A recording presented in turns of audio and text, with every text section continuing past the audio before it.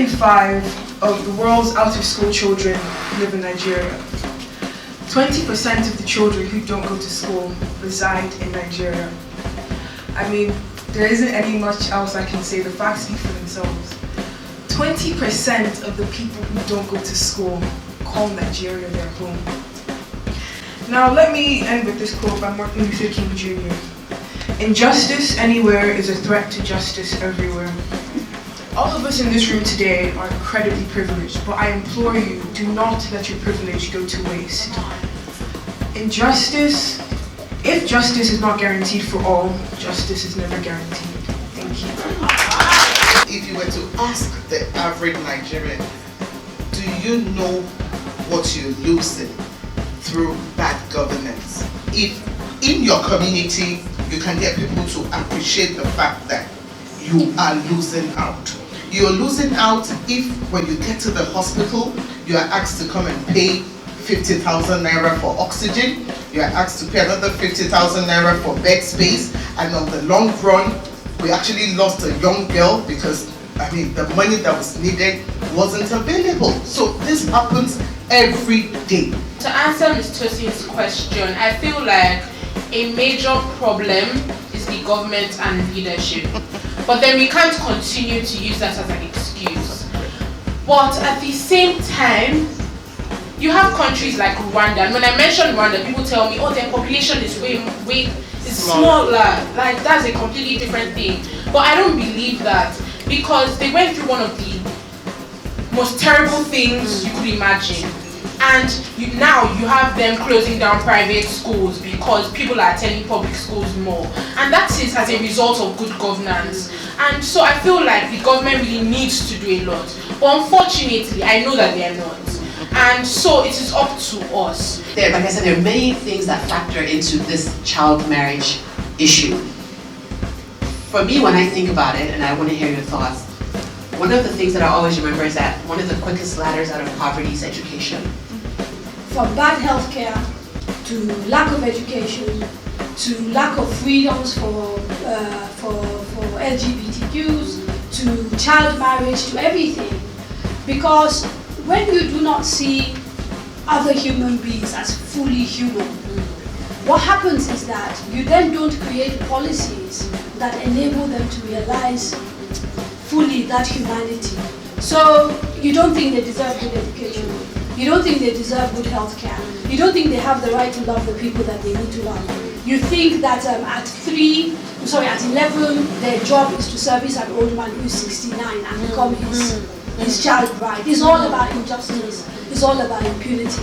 Religion, and I mean dogma, I mean the practice and the institution of religion. That is not necessarily your individual faith, but how it is exercised and worked out in society, mediated, majority by men, in a particular hierarchy, right? So that means that your church has a pastor, or there is an imam, there is someone in a position of power that is mediating whatever you are reading in the Quran or in the Bible or any other book to you and interpreting that to you as a way of life, right?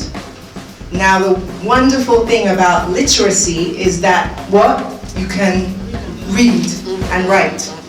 So you can mediate what you're hearing, like you're mediating what you're hearing from me, and dictate that for your life. What we're doing with organized religion is attached to a lack of literacy in our society, is we're taking that right and power out of the individual. Now, there's a benefit in doing that, because if I just tell you that the sky is pink with polka dots and you don't know any other information, that is what you're going to take.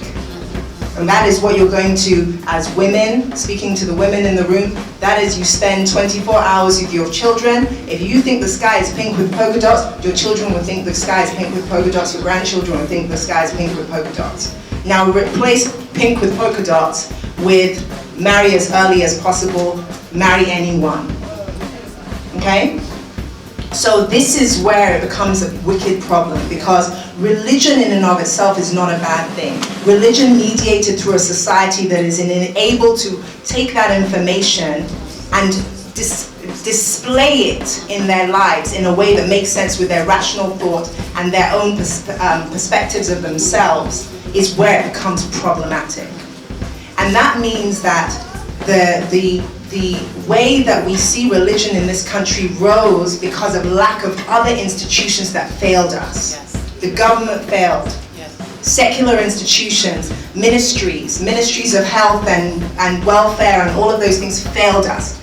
So we looked to something that was better than the worst.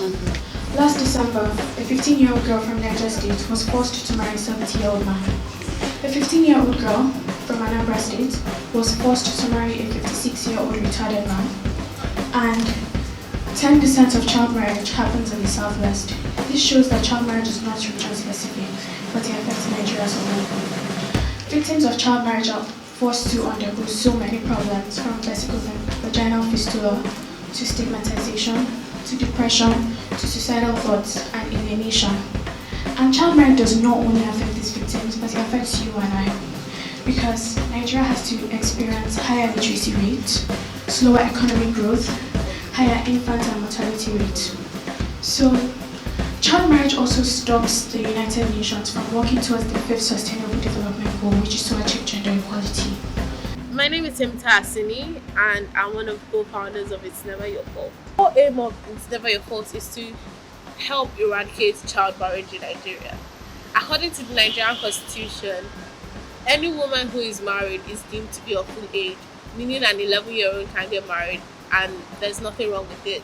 But there's the Child Rights Act, which actually states that any marriage that is of any woman who gets married before the age of 16, that marriage shall be considered void. So that means the marriage will not be recognized by the Nigerian law.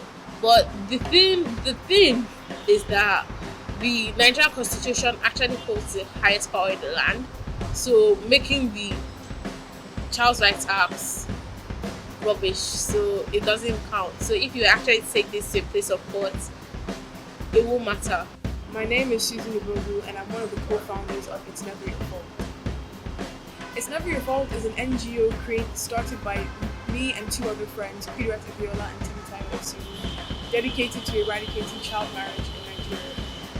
Our first campaign is called Raise the Age, and it's a campaign to end child marriage in Nigeria.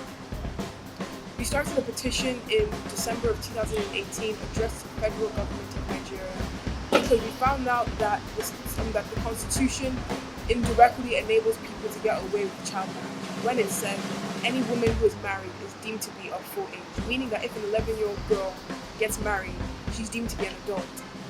So we performed some more research, and we found out that in 2003, Nigeria passed the Child Rights Act in accordance with the Geneva Convention. So what we are trying to do with Raise the Age is to get the Nigerian government and our lawmakers to amend the Constitution of Nigeria, and so that it outrightly outlaws child marriage. Hi everyone, my name is Kadaria, and I am a co-founder of It's Never Your Fault. When I joined this organization, I was 15 years old, but then I turned 16 this March. So as we all know, the importance of eradicating child marriage cannot be overemphasized, because these victims are forced to experience so many things like vaginal fistula, depression, and it doesn't only affect them but Nigeria as a whole.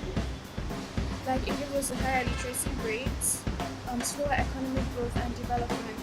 And a lot of people feel that it's only the victims that are affected, but then it affects all of us, and it's not a regional problem.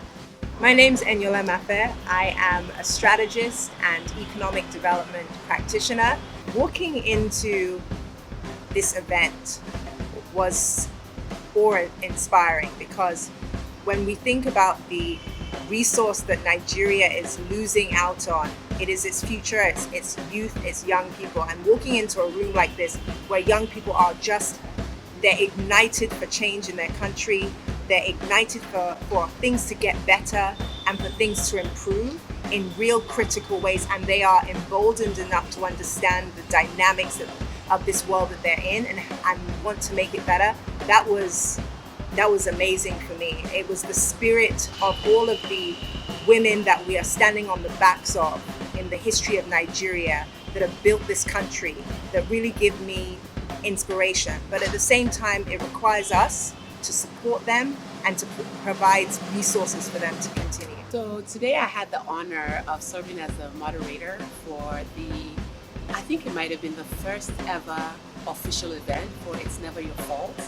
And honestly, it has filled my spirit. I have felt a range of emotions, from excitement to pride for the three beautiful ladies that run this NGO, Kadaria, Susan, and of course Timitayo. And I've also felt anger for some of the things that I know is happening in terms of justice and youth. But I've also felt hope. I felt emotional. I felt happy.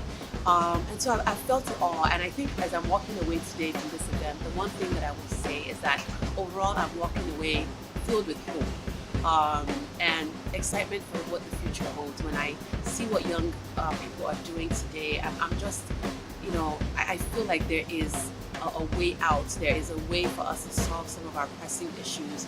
I'm inspired knowing that there are people that are just as passionate about these things as I am, and to hear from all the people in the room today just really reinforced to me that as long as we as a people continue to show that we care and we continue to show that we want to do the work, we can make the change. And so I leave just happy and grateful for this experience. So thank you to the ladies once again, and I want them to know that I'm 100% behind them, always and forever.